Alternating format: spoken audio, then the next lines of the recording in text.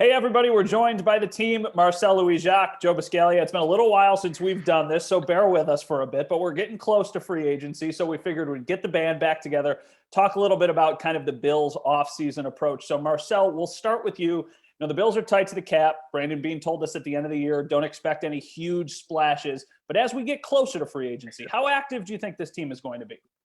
Well, I think it's a testament to how quickly things change in the league because he tells us don't expect big splashes, and then they're in the running for J.J. Watt, which would have been a 260-pound cannonball into Lake Erie. But I think they need to be moderately active. They are expected to lose a couple of marquee players: John Feliciano, Darrell Williams, Matt Milano, all unrestricted free agents right now. It's unlikely that all three of them return. But a lot of their activity is going to be based around their own team. Restructured contracts, releasing players, guys like Mitch Morse, like Mario Addison, like John Brown. They're candidates to either be cut or restructured this offseason. So I think they've got a lot of work to do in-house before they start to reach out onto the market. But luckily for them, they're a game away from the Super Bowl in 2020. You don't have to do a whole lot to this roster. Some tweaks here, an addition or subtraction there, and you're right back in the hunt. Marcel just kind of mentioned all of the business that needs to be done in-house. And Joe, you go on social media right now, and basically everybody's out there. All right, well, you cut John Brown, you cut, Vernon Butler, you cut Quentin Jefferson, and you make all this money. Realistically, though, how much turnover do we expect to see? Are there a couple guys who you think are maybe at the top of the list that could be potential cap casualties? Yeah, I think there will be turnover, honestly. Led with the guy that you talked about, John Brown. I mean, you look at him and what he is to this team. Was he great in 2019? Absolutely. He was critical to Josh Allen's development. In 2020, he took a step back. The speed wasn't there after the first couple of games. And really, we saw Gabriel Davis kind of step into that number two role where, well, actually, Cole Beasley was the number two receiver. He was just inside of the slot. But Gabriel Davis stepped into that role and made it so that John Brown is a bit of a luxury now. So that's why I think John Brown will probably be out there on the free agency list by the time free agency starts. But the other thing to keep track of is the defensive line. You brought up Vernon Butler. You brought up Quentin Jefferson. Mario Addison is another one here. These three guys, I think the Bills want to make at least some changes to the defensive line. And I would be very surprised if all three of these individuals were still on the roster by the time free agency was through. I think the one that I would anticipate going of the three is Quentin Jefferson, just because I don't think what he brought last year was anywhere close to what they were expecting. Vernon Butler actually played fairly well, and especially out of position. Mario Addison was a bit of a bust of a signing, but they're not going to move on from him unless they have a counter plan at this point. So if they get a defensive end, then I think there's a good chance that we'll see Addison and Jefferson out the door. So obviously there could be some moving and shaking. As we spend an entire season getting to know each other, I know that Marcel's got the Cole Beasley gavel. I know that you were talking about Delvin Tomlinson in the middle of the season as a potential addition. So as we talk about positions, I know, Marcel, you're not going to say a wide receiver, but because that was all that we were talking about last year. But what positions do you think maybe the Bills need to address? Joe mentioned the defensive line. Any other positions that come up that you're like, yes, the Bills need to be better specifically in that spot? Well, there's one that Brandon Beane told us right off the bat during his end of season press conference, and that's tight end. They invested a third-round pick in Dawson Knox in 2019.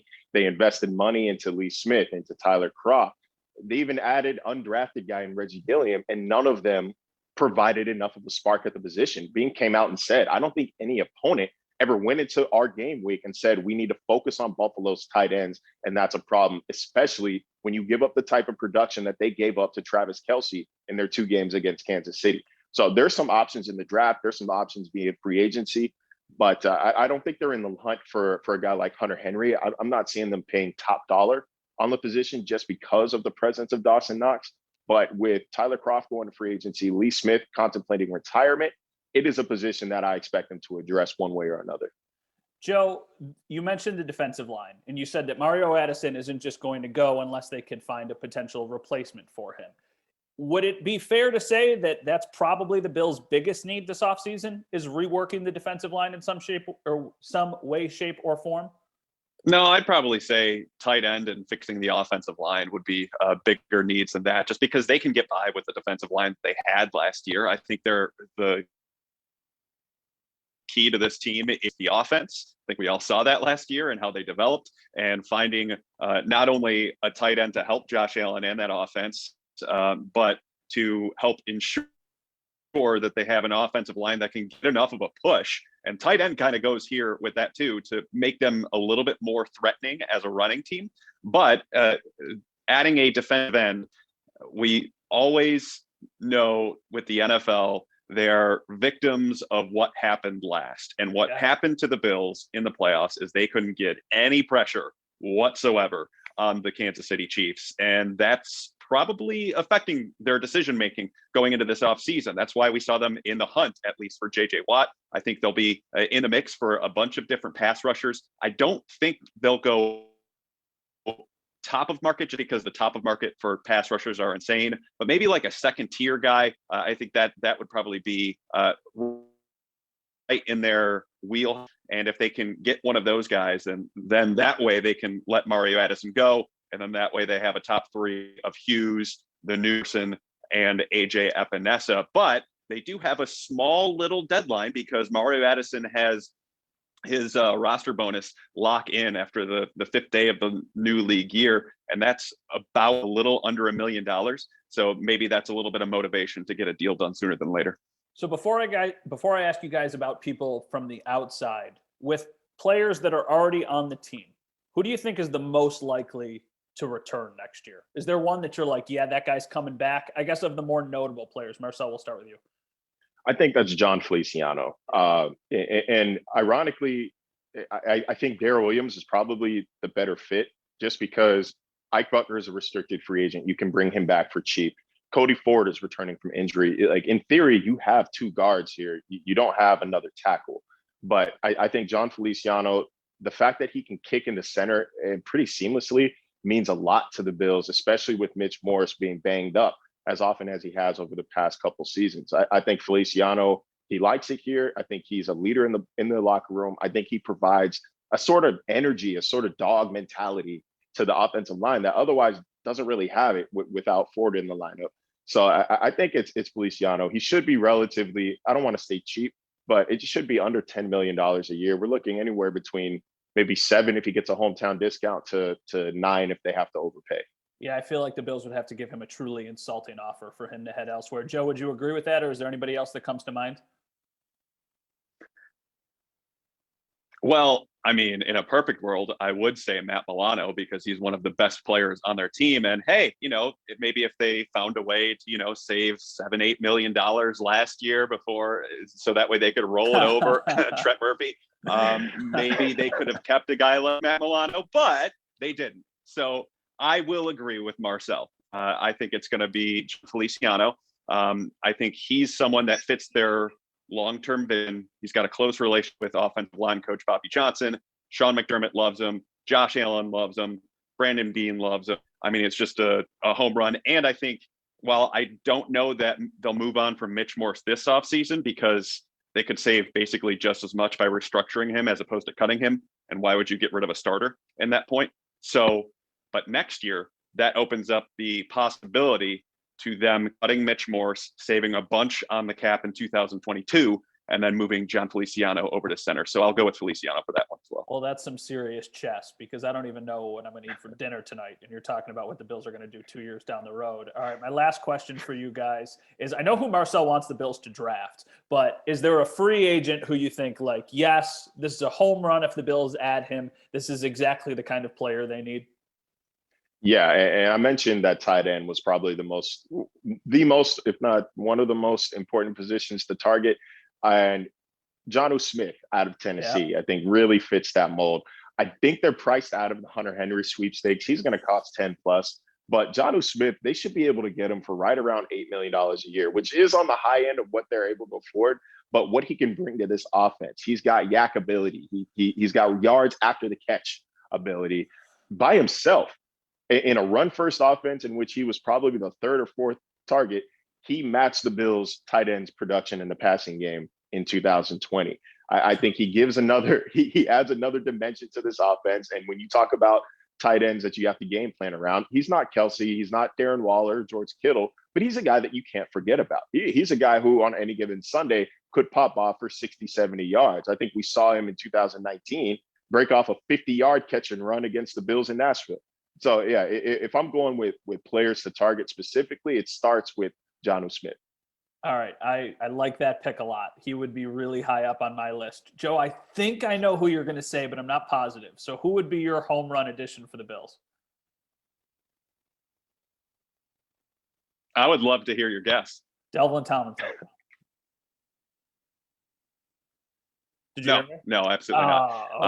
I think that would be a bit too much to spend on a one technique defensive tackle, especially when they have Star Latulele. I think tight end is definitely one to keep an eye on here. I think they want a veteran.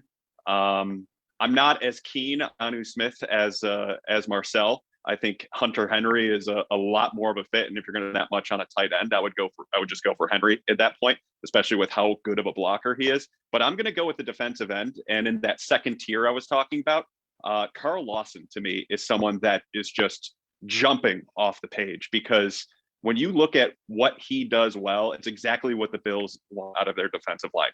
Does he have long arms? No, he doesn't. It's actually remarkable how well he uses his arms and his hands with such short arms against long-armed offensive tackles. He has so much power and he packs a punch. He has this one technique where he just strong arming a guy right into the backfield. Were the sacks there in totality? No, he had 5.5 sacks, but pressures and quarterback annoyances, he was there all throughout last season.